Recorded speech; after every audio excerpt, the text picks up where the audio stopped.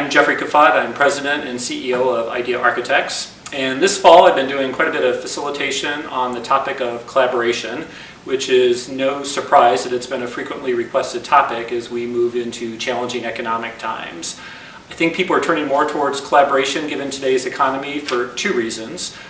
First, people are experiencing staff reductions, and so they have fewer internal personnel in order to accomplish things. And secondly, people are recognizing the value of being able to tap into the resources of other organizations who have similar missions, similar philosophies, or maybe who bring something diverse and different to the table. Whether you're working more on internal collaborations with volunteers or external collaborations with corporate partners or other associations, there's a couple of key factors that we need to keep in mind if those are going to be successful.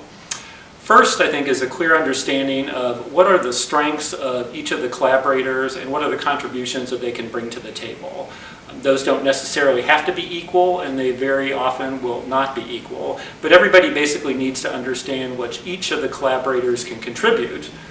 How they make that contribution is actually the second point. Having a better understanding of the respective organizational cultures of each collaborator, how decisions are made in their organization, and what is most important to them from a process standpoint and an outcome standpoint. Getting some clear understanding of that on the front end of a collaborative effort can probably reduce the likelihood of some conflicts down the road.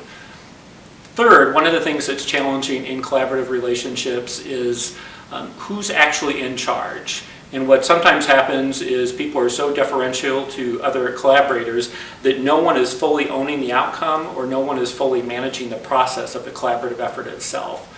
So there needs to be some conversation on the front end about the leadership and internal structure and the processes that are going to be used to make decisions, determine how resources in the collaborative effort are going to be allocated, address how conflicts will be resolved when they come up, and how progress is going to be evaluated both in the short term and in the long term.